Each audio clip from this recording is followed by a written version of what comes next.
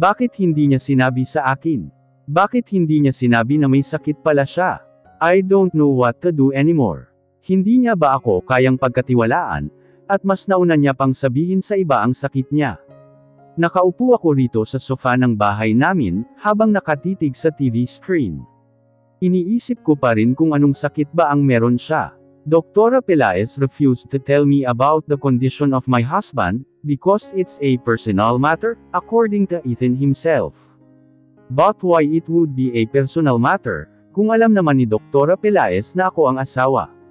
Napailing na lang ako sa mga iniisip. Kaya naman, ngayon ay nandito ako sa bahay namin ni Ethan. Yes, my purpose why I went here and not in Mom's house is to ask Ethan about his condition. Siguro naman ay hindi na siya makakaiwas ngayon, dahil ako na mismo ang magtatanong sa kanya. Naghintay pa ako ng ilang sandali, bago ko marinig ang sasakyan niya na papasok na sa garahe. Kinalma ko ang sarili ko, habang nakaupo sa sofa. Kinakabahan ako at hindi ko alam kung bakit. Tumunog ang doorknob at alam kong papasok na siya. Nanatili akong nakaupo hanggang sa makita ko na ang kabuuan niya, na naglalakad na papunta sa kinaroroonan ko, Alea, sambit niya. I cleared my throat before speaking, "Good evening." Kumunot ang kanyang noo, at dumiretso sa kusina.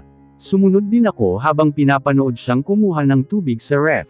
Niluwagan niya ang kanyang kurbata, bago nagsalin ng tubig sa baso. Nakasandal lang ako sa counter, habang hinihintay na matapos siya sa ginagawa. "Why are you here?" tanong niya. I cleared my throat again. "I want to talk to you." "About what?" Humarap siya sa akin. "About why are you doing this to me?" Pabulong na lang ang huling salita. Hindi ko na kaya. Hindi ko na kaya ang ginagawa niya sa akin. I can't read what he want to do. Nararamdaman kong mahal niya pa rin ako, pero para bang may pumipigil sa kanya. And I don't know what it is. What? Pabulong din ang pagkakasabi ni Ethan. Huminga muna ako ng malalim bago magsalita. Kailangan ko nang sabihin ito sa kanya, bago pa ako mawalan ng lakas ng loob na magsalita. Hindi na kita maintindihan. Hindi ko alam kung ano bang gusto mong mangyari. Please tell me what to do. I can't understand you anymore. Ang laki na nang nagbago. You said you want a baby, at ngayong nandito na at dumating na, you're pushing me away and you're saying that this isn't yours. Sa tingin mo ba ay magagawa kong lokohin ka, Ethan? You think I am capable of fooling you when all I want is to be with you every day. All I want is to love you kahit masakit na. Sobrang sakit na. Kusa na lamang akong napahagulgol. This isn't the words I have on my mind. Ang sabi ko sa sarili ko, magiging matatag ako at hindi ako iiyak sa harapan niya, kahit anong mangyari. I'll accept his decision. Good or bad, I'll still accept it. Pero parang hindi ko yata kaya, ngayong nasa harap ko na siya. Hindi siya sumagot. He just stand like nothing, habang ako ay umiiyak na sa harapan niya. Hindi ko matanggap na wala siyang maisagot, kaya naman dinugtungan ko pa ang mga sinabi ko kanina. Oo nga pala, nagkita kami ni Dr. Miranda Pelaez kanina. Ang sabi niya kilala ka raw niya at may nakwento siya sa akin, pero hindi kumpleto dahil ang gusto niya ay sayo ko malaman. Kaya ako nandito dahil yun ang totoong pakay ko. Pagkatapos nito, hindi na kita guguluhin. Just let me know what is it that bothers you. And why you can't accept my baby, or our baby. Kumunot ang noo niya. What did Miranda tell you? He sounds angry now. I cried harder. Mukhang wala talaga siyang balak na ipaalam sa akin ang kondisyon niya sa tono ng kanyang pananalita. Napailing ako, hindi ko matanggap ang nangyayari. At baka hindi ko matanggap ang dahilan niya, kung bakit ayaw niyang magsabi sa akin. May sakit ka raw, Ethan. Totoo ba? Bakit ayaw mong sabihin sa akin? I said between my cries. Umiling lamang siya at tumalikod na. Hinabol ko ang mabilis niyang paglalakad palayo sa akin, at nang mahabol ko siya ay hinawakan ko ang braso niya. Ethan, please, I am your wife. You can tell everything to me. Ano bang ikinatatakot mo? Tatanggapin ko naman ang dahilan mo, pero totoong sayo talaga ang batang nasa loob ng tiyan mo. We're married, remember. Hindi ko magagawang lokohin ka. Humarap siya sa akin at doon na ako tumigil at umayos ng tayo, sana naman ay tumalab na ang pagmamakaawa ko sa kanya. All I need to hear is his explanation. And I'm going to help him sa abot ng makakaya ko. Alea, I'm sorry. Tumango ako at hinaplos ang mukha niya. Nakayuko siya sa akin at pulang-pula na ang mga mata niya, unti-unti siyang lumuhad sa paanan ko, at niyakap ako ng mahigpit. Naiipit niya ng kaunti ang tiyan ko, ngunit alam kong hindi naman masasaktan si baby kaya ayos lang. I miss this as much as I miss him. It's alright. It's okay. Just please tell me, I will help you. We're as one, remember. Ako ang asawa mo at ako ang kasangga mo sa lahat ng bagay. Please Ethan, you can tell me anything now. Lumayo ang ulo niya sa akin at saka siya nagsalita, Alea, I can't have a baby because I am infertile. Nanlaki ang mga mata ko sa kanyang sinabi. Umiling ako ng paulit-ulit at lumayo sa kanya. No, hindi yan totoo. Paanong mangyayaring ganun kung nabuntis mo ako? I half shouted. That's why I'm confused whether I believe in what you said because of this. Alea, I can't have a baby. Miranda is Zenny's friend and she recommended her to me. Nahihiya akong sabihin sa iyo ito, because you're expecting a baby from me, but I can't produce it. That's what I'm lacking. Umiling pa ako lalo. No, this is not true. Siya ang ama ng anak ko at alam ko yun, dahil wala akong kinasamang iba habang kami pa. Mahal na mahal ko siya, at hindi ko magagawang sumama sa iba, habang mag-asawa kaming dalawa. Did you have second opinion with other doctors? Baka nagkamali lang siya Ethan. We don't know it, baka niloloko ka lang niya. Hindi pwedeng mangyaring hindi mo kayang magkaanak, dahil binuntis mo na ako. Maniniwala pa sana ako kung hindi ako buntis, but I am. Hindi ko kayang paniwalaan ang sinasabi niya, dahil may baby na sa loob ng tiyan ko. Kaya pala hindi siya naniniwala sa akin dahil dito. But I'm not lying. Hindi ko kayang gawin sa kanya ang sinasabi niya sa akin.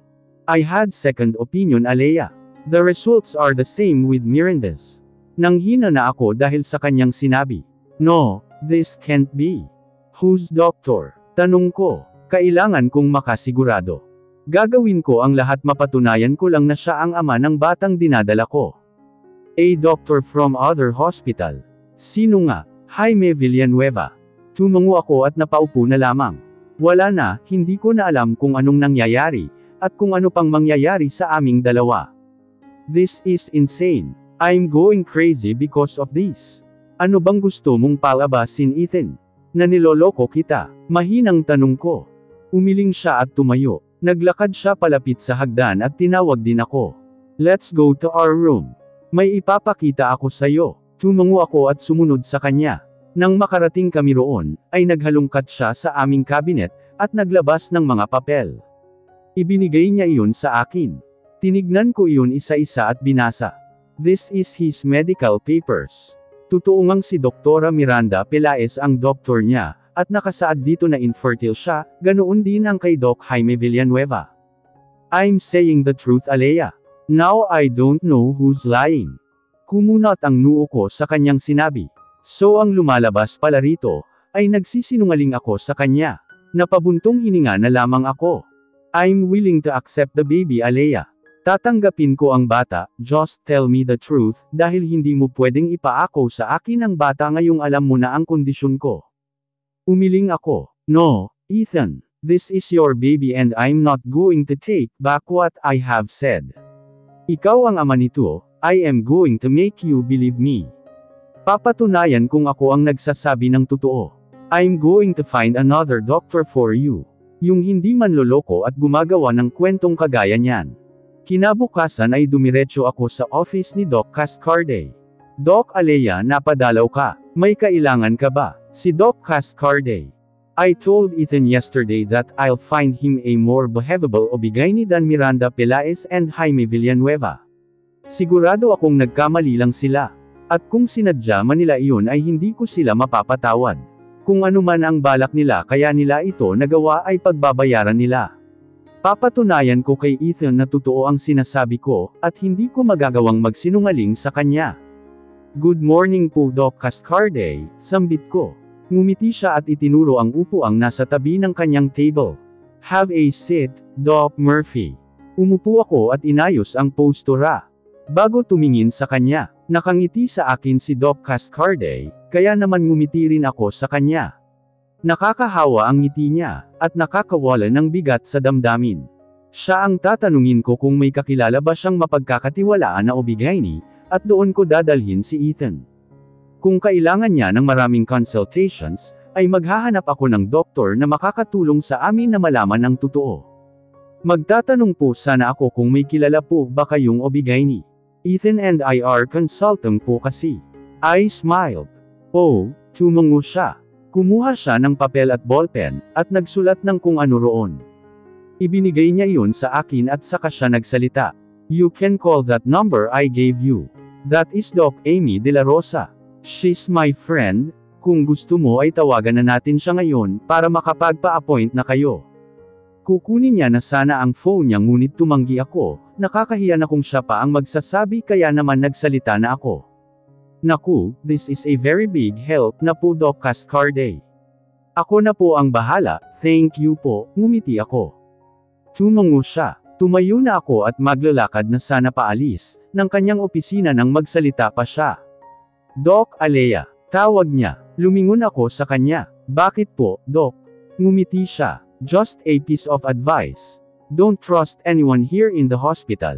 Hindi natin alam kung sino ang totoo at hindi.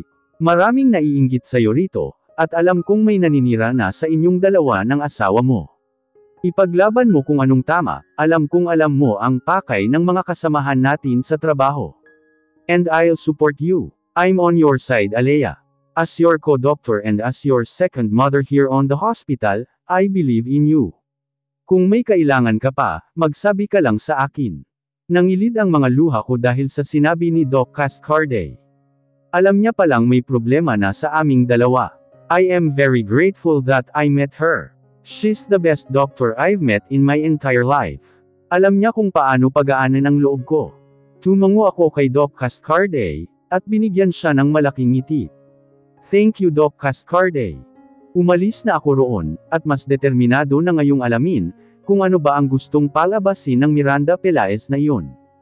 Alam kong gusto niya akong siraan sa asawa ko. And I won't let her do that. Aagapan ko na ang gusto niyang mangyari.